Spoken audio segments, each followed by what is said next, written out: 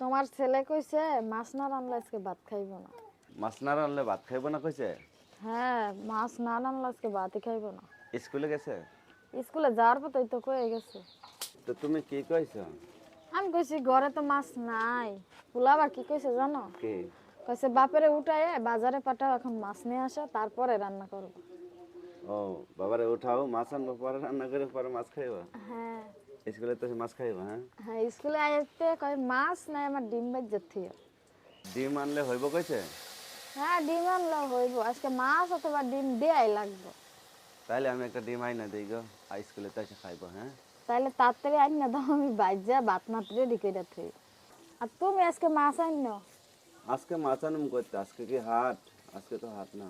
আজকে হাট না, হাট কবে? আজকে কি বার? আজকে তো সোমবার না, মঙ্গলবারে হাট। মঙ্গলবারে হাট। হ্যাঁ, কালকে আইনা দেবো মাছ। তাহলে তুমি কালকে এনে দিও। আমরা তো যেতে সেটা দিয়ে খাইতে পারবো। পোলা এখন মাছ খাওয়া শিখে গেছে না, মাছ ছাড়া খাইবে না। মাছ খাওয়া শিখছে তো, মাছ ছাড়া এখন ভাত খাইতে চায় না। হ্যাঁ, হ্যাঁ, কালকে রাত্রে ভাত খাওয়াইতেছি না, কয় বাবা মাছ দাও, মাছ দাও। আমি মাছ তো নাই, কয় মাছ তাহলে আনো না কে তুমি?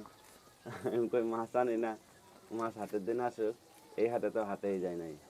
এখন বুঝা গেছে মাছ কোনটা ডিম কোনটা। বুঝে না?